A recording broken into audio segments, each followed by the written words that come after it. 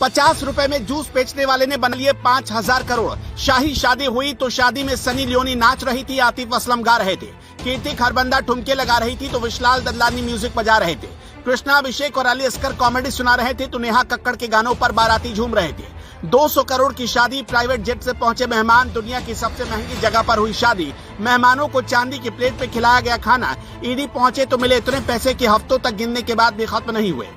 इन stars के अलावा Nusrat Bharucha, Rahat Fateh Ali Khan, Tiger Shroff, Ali Asgar, Elli AvrRam और पुलकित सम्राट जैसे पूरे 14 बॉलीवुड स्टार्स पहुंचे थे। शादी में सबको स्पेशल फ्लाइट से यूएई बुलाया गया था।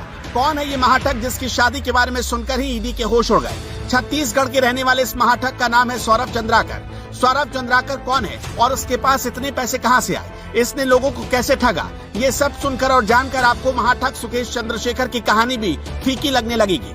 सौरभ चंद्राकर छत्तीसगढ़ के भिलाई का रहने वाला है। सौरभ एक बेहद साधारण परिवार से ताल्लुक रखता है और ज्यादा पढ़ा लिखा नहीं। भिलाई में वो जूस की दुकान चलाया करता था और उसकी जिंदगी बहुत संघर्षों में बीती। उसने अपनी दुकान का नाम रखा था महादेव जूस सेंटर। जूस की दुकान से वो जो भी कमाता था सट्टेबाजी में लगा देता था। सट्टेबाजी में उसे ज्यादातर मौके पर हार ही मिलती थी। एक दिन सौरभ चंद्राकर की मुलाकात पेशे से इंजीनियर उपल से हुई। उपल भी जुए में बहुत सारे पैसे हार चुका था। फिर उपल और सौरभ ने मिलकर दिमाग चलाया और फिर पूरी दुनिया को ठगने का प्लान बनाया। इसके बाद दोनों एक साथ दुबई चले गए, वहाँ के कसिनो और सट्टेबाजी की दुनिया में उतर गए। वहाँ से इन दोनों ने ठगने के पूरे बिजनेस का मॉड्यूल सीखा।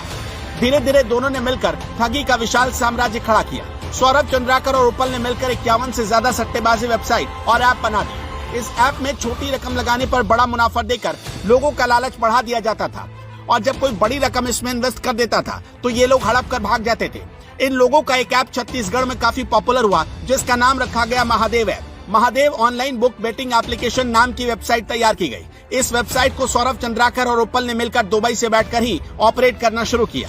धीरे धीरे भारत में उसने कई लोगों को अपनी वेबसाइट की फ्रेंचाइज देकर जोड़ लिया। फ्रेंचाइज देने का एक सीधा सा फॉर्मूला था। 70 और 30 के प्रॉफिट मॉडल पर लोग काम करने लगे। भारत में इस एप्लीकेशन से जो भी कमाई होती थी उसको मनी लॉन्ड्रिंग के जरिए विदेशों में ठिकाने लगा दिया जाता था।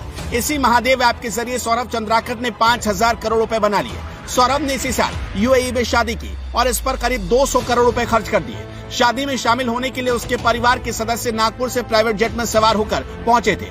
सौरभ चंद्राकर और रवि उपल ने यूएई में अपना विशाल साम्राज्य बनाया। फिर लोगों को ठग कर कमाए गए इन पैसों की नुमाइश भी शुरू कर दी। इसी साल फरवरी 2023 में जब सौरभ की शादी हो रही थी तो ये शादी किसी शाही शादी से ज्यादा भव्य थी। महादेव ऐप के मालिक ने अपनी शादी पर एक पल में 200 करोड़ रुपए नकद खर्च कर दिए। लोगों को चांदी की प्लेट में खाना मिला। परिवार को नागपुर से यूएई ले जाने के लिए प्राइवेट जेट किराए पर लिया गया। शादी की सजावट से लेकर डांसर तक मुंबई से बुलाए गए और सब बॉलीवुड के स्टार्स थे और सबका पेमेंट कैश में किया गया। शिकायत मिलने के बाद ईडी ने इसी साल महादेव ऐप मामले की जांच शुरू की और जैसे जैसे जांच आगे बढ़ी उसके भी पैरों तले जमीन खिसक गई। अब तक ईडी को 417 करोड़ रुपए नकदी का पता चल चुका है।